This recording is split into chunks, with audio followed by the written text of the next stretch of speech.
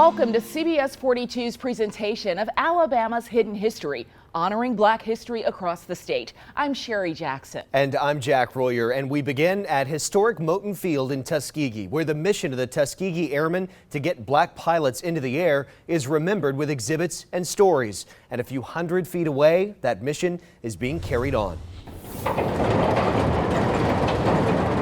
Divine purpose.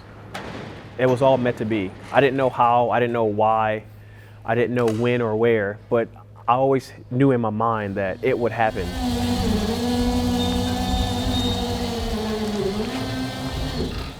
Early in his life, Rodney McKnight had an interest in flight. Hours on simulators with his half-brother kept him interested.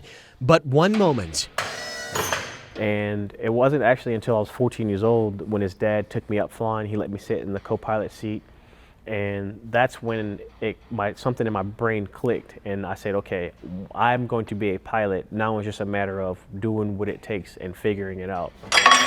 Straight out of high school, the Marines gave him the start he needed. But finding out about the Red Tail Scholarship Program was the icing on the cake. So when I got on the scholarship and I started flying, it took me a while to figure out, okay, you mean to tell me that all I have to do is show up to the airport, and once I show up to the airport, all I have to do is perform, learn how to fly, and do my best, and read books and learn. I don't have to pay for the fuel. I don't have to pay to rent the airplane. I don't have to pay for the instructor. The program is working to carry on the legacy of the Tuskegee Airmen by introducing young Black men and women to aviation just a few hundred yards away from the hangars that the airmen themselves used when training nearly 80 years ago. This is holy ground to me. You know, these are holy grounds, and it's almost as if this was scripted, and I'm just honored to be able to be here and to walk behind the steps of the Tuskegee Airmen, behind the path that they so graciously paved for us. Flight training and career training are only one part of the scholarship program's mission. The other is communication with a community vastly underrepresented across the board in the aviation industry. Only 2% of pilots in America, both military and civilian, are African American. People just don't know. For example, ignorance. People don't know that there's an airport here, that we're on these grounds that are, from my perspective, they're holy grounds. There's people who live in Tuskegee that don't know that this airport is here. The group participates in outreach activities and is active on social media, but they hope to grow the program beyond Moton Field.